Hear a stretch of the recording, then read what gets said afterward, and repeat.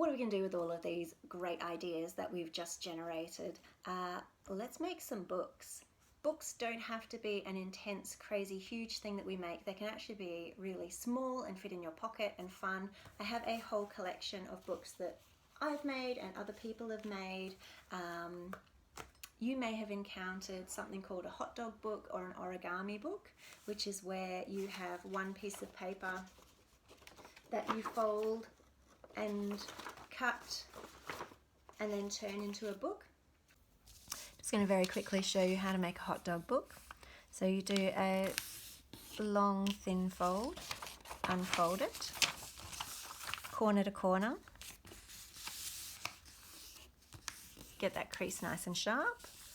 Then we get this flap and fold it back to that crease, again making it nice and sharp.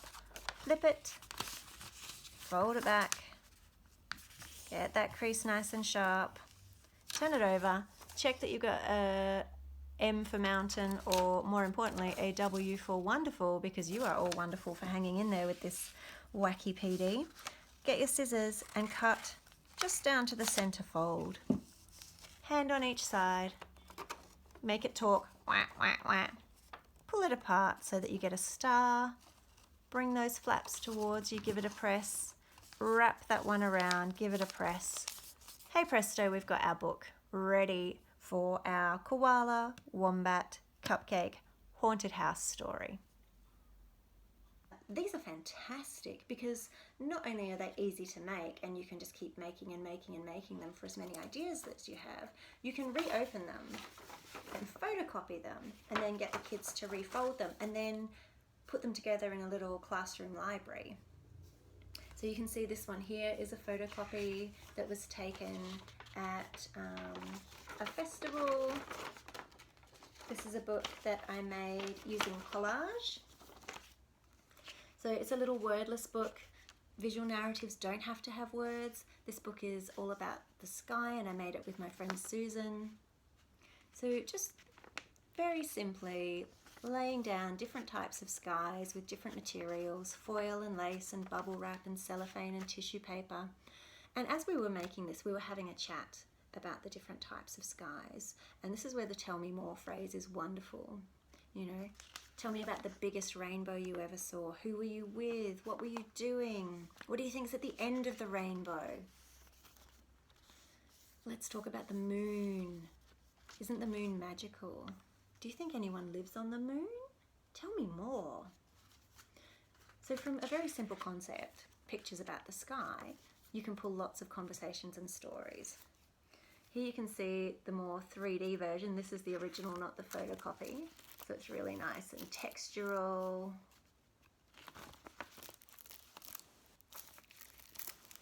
Again, a wordless book all about frogs who love to sing songs.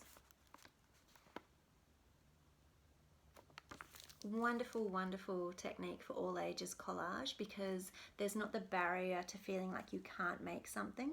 Everyone can stick things to other things. This one is a comic I made with some upper primary kids all about the Animal Olympics, and I was taking suggestions from them for the types of animals that should be in the comic. Someone suggested a zorse, which is a cross between a zebra and a horse, which I was pretty impressed with.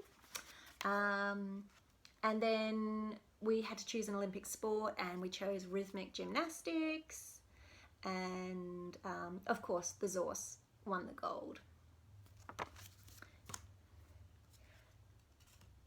The hot dog books are really simple and easy to make. Another simple folded book is a zigzag book.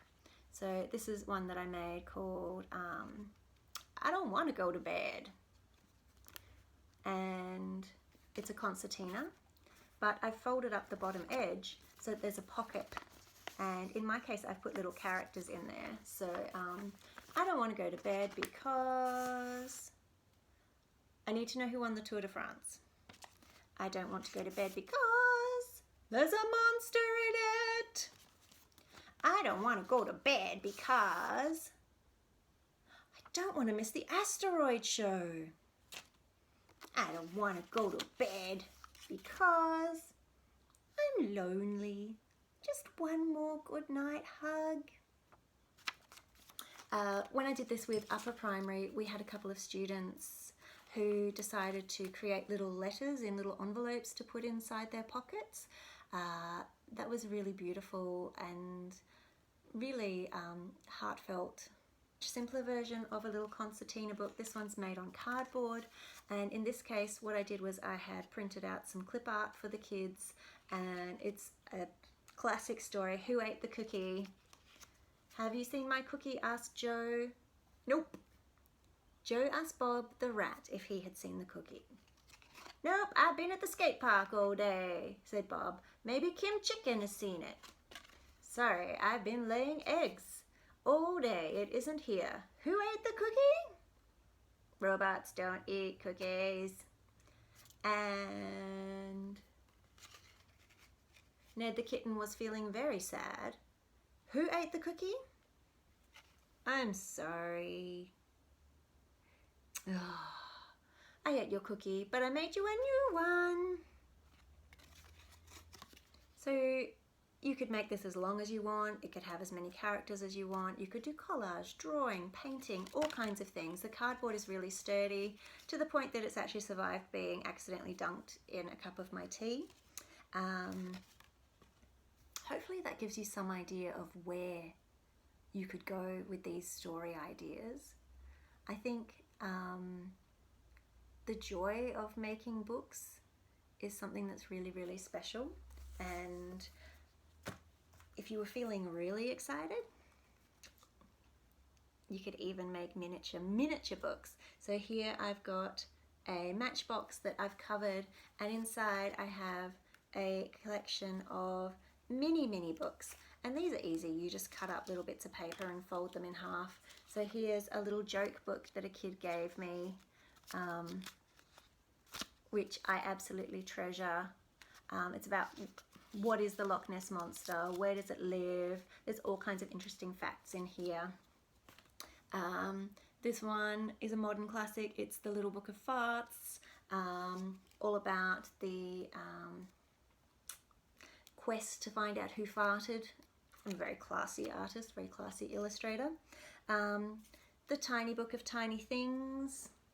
So this one is actually one of those origami books that I've made out of a tiny piece of paper. So what is tiny, you ask?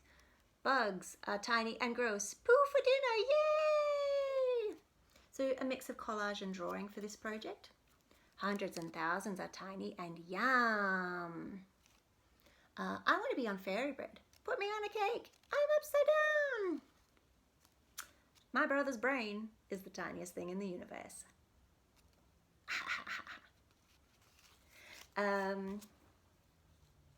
Sam's Most Excellent Book of Amazing Jokes, and a mystery about a missing cat. Whenever I bring out this tiny little collection, kids go nuts for it, and they will spend so much time packing their own little matchbox full of literary treasures. So those are just 3 really quick ideas for small books that you can make basically anywhere, anytime, with really simple materials.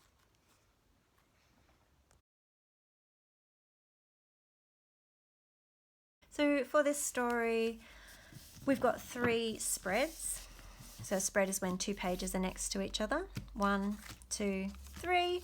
Conveniently enough, a beginning, a middle, and an end. I'm going to allow you to dive in and tell your own version of this story about the wombat, the koala, and the cupcake, and the haunted house. You can use any media you like. You might like to draw, you might like to paint, you might like to collage, do a bit of mixed media.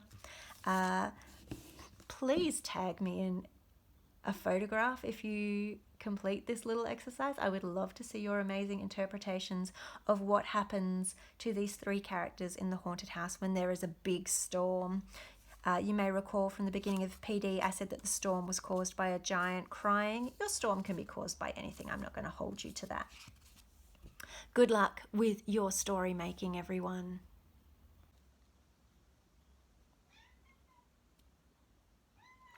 Hey everyone, thank you so much for spending time with me today. I've really enjoyed sharing some ideas for getting your students to tell you more with their stories. There's my cat. She's just come in at the end to tell everyone how hungry she is.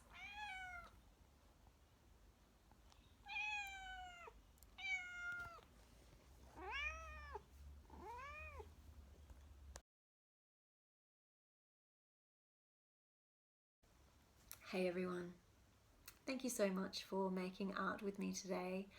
I have really enjoyed diving into this crazy story about the strong koala and the clever wombat.